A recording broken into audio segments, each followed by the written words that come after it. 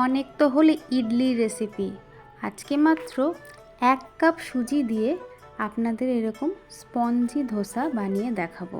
এটা খুব সহজ এবং খুব হেলদি একটি রেসিপি। তো প্রথমে একটা মিক্সিং গ্রাইন্ডে 1 কাপ সুজি, 1 কাপ দই আর অল্প অল্প করে দুধ দিয়ে ভালো করে একটা স্মুথ পেস্ট বানিয়ে নিয়েছি। তারপর অন্যদিকে একটা বোলের মধ্যে ঢেলে নিয়ে এটাকে দেখুন ব্যাটারটা ঠিক এরকম হবে, কিন্তু সুজি থাকার জন্য এটা কিন্তু আরও ফুলবে, সেজন্য 30 মিনিট মতো রেস্টে রেখে দিলে ভালো, 20 মিনিট রাখলেও হবে। অন্যদিকে আমি একটা স্টাফিং করে নেব। আপনারা চাইলে, আমি এখানে পনির স্টাফিং করেছি, আপনারা চাইলে আলু বা অন্য কিছু, ডিমের ভুজিয়া, নানা রকম স্টাফিং করতে পারেন।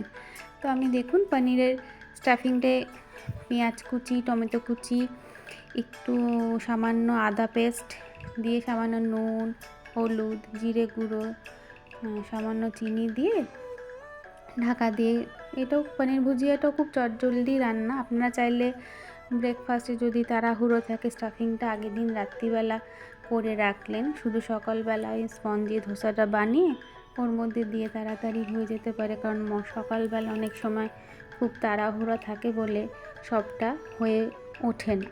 তারপর নামানোর আগে একটু ধনেপাতা আর কস্তুরি মেথি দিয়ে নামিয়ে নিয়েছি। খুব বেশিক্ষণ সময় লাগে, 10 মিনিটের মধ্যে এটা হয়ে গেছিলো। তারপরে অন্যদিকে দেখুন 20 মিনিট পরে আমি দেখি ব্যাটারটা অনেকটা ফুলে উঠেছে সুজি থাকার কারণে। তা আমি একে একে একটু নুন, একটু মিষ্টি, আর যেটা মেইন জিনিস সেটা হলো বেকিং সোডা। আপনাদের কাছে ইনো থাকলে ইনো দিতে পারেন। তো আপনারা যখন গ্রাইন্ড করবেন তখন এটা দিতে, মানে বেকিং পাউডারটা বাদ দিয়ে বলছি, নুন চিনিটা দিয়ে আপনারা গ্রাইন্ড করতে পারেন। আর একবারই আমি তেল ব্রাশ করেছি, আপনারা চাইলে টিস্যু পেপার দিয়ে প্যানটাকে একটু তেল দিয়ে মুছেও নিতে পারেন, তাতেও হবে। তো আমার কাছে টিস্যু পেপার ছিল না, সেই জন্য আমরা ব্রাশ দিয়েই করেছি। ঠিক এইভাবে একবারই আমি তেল ব্রাশ করেছি। একে একে সবগুলো ধোসা আমি এইভাবে করে নিয়েছি। দেখুন এরকম জালি জালি আকার হবে। তার জালি জালি আকার হলেই বুঝতে পারবেন আপনার এই কনসিস্টেন্সিটা একদম ঠিকঠাক আছে। এবং এটা শুধু লাঞ্চ বক্স, বাচ্চার টিফিন দিতে পারেন। আমি আমার হাজব্যান্ডের টিফিনে দিয়েছিলাম, তখনও খুব নরম ছিল। দেখুন একটু সত্যি ভীষণ খেতে সুন্দর হয়েছিল এবং প্রচণ্ড নরম হয়েছিল। দেখুন আপনারা দেখলেই হয়তো বুঝতে পারছেন কতটা সফট হয়েছে।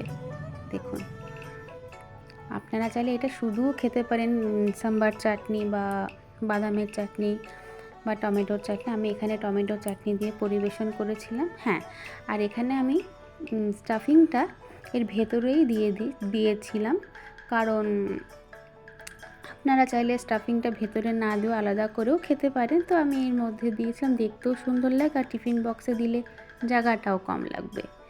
দেখুন একবার বানিয়ে দেখুন বাচ্চার টিফিনে বা হাজব্যান্ডের লাঞ্চ বক্সে, খুব খুশি হয়ে যাবে। এবং সবথেকে বড় কথা, এটা ভীষণ হেলদি একটি রেসিপি। এর মধ্যে কোনো অয়েল নেই, কোনো ময়দা নেই, কোনো রকম মানে কোনো আনহেলদি ব্যাপার নেই। এটা ভীষণ পেটও ভার করে এবং বাচ্চা থেকে বড় সবার ভীষণ প্রিয়। আর আপনাদের যদি আমার চ্যানেলটার ভিডিওগুলো ভালো লেগে থাকে, অবশ্যই আমার চ্যানেলটাকে সাবস্ক্রাইব, লাইক, কমেন্ট করবেন, তাহলে আমি আরও উৎসাহ পাবো।